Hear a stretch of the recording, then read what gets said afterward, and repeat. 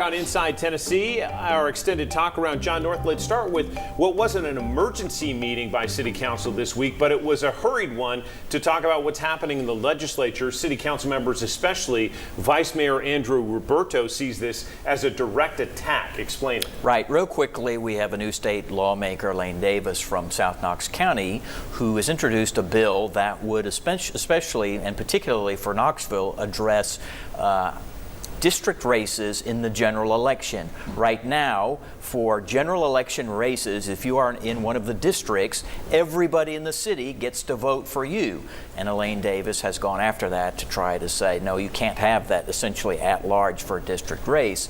City Council, a couple weeks ago, I hit up the city and was like, what do you think about this? And got kind of a muted response. I think they got a little bit more agitated about it and decided to call a special meeting Wednesday. And I understand that Elaine may have taken a little bit of heat from some folks. Let's bring in our panel. And again, the city doesn't have a lot of power here. They can pass a resolution. They could maybe sue. Don, you may know more about that than us. They could sue. There's really a question of at what level do you decide governance and do you decide how you're going to elect your representatives. What's interesting is Senator Briggs initially brought the counterpart bill in the Senate, realized that he really didn't have the buy-in yet from Knoxville City Council, but then my friend Senator Frank Nicely picked up the counterpart and is running it there. I think that's still the case. I question this may see the dregs of summer study, but it is a little frightening, and it's just another example of Elaine Davis going out on a limb where maybe she doesn't belong and she could be better used, and is frustrating to a lot of people that the communities she serves. Susan, let's talk about the politics of council, because we also learned this week that Janet Tesserman, who's a current council holder, is not going to run for re-election. Right. That's a change that may have surprised some people. It did surprise me. I thought she would run again, but we're looking for candidates. You know, it was a sudden, at least I didn't know about it, and I think the party people didn't know that she wasn't going to run. So we'll have some good candidates for that. Don, you have a candidate in that race that has shown some strength. Yeah, Debbie Helsley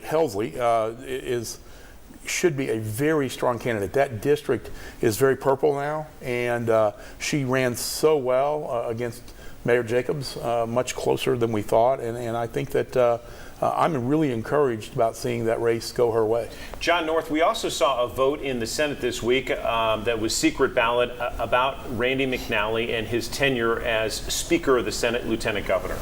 Yeah, you and I have talked about this. We talked about it last Sunday. Was this going away? Would it linger? You know, it came up again with the secret vote, and you know, he is 79 years old, and there probably are some people that are like, you know, probably this is a good time for us to be thinking about kind of a change. 19-7, Susan. What does that say to you? It was 19-7. It was what they were taking was a vote of no confidence, and that was defeated. There were 7 secret ballot who voted against that. So we'll see. But you've got a bunch of people down there, you need to understand, that want to be lieutenant governor. And I can name 3 or 4 of them. I won't, but I could. And so I think there was probably some negotiating behind the scenes. As a Democrat, Don, you see more to it. Yeah, I don't think there's any question. There was a backdoor discussion that took place. Said, look, let's get through this.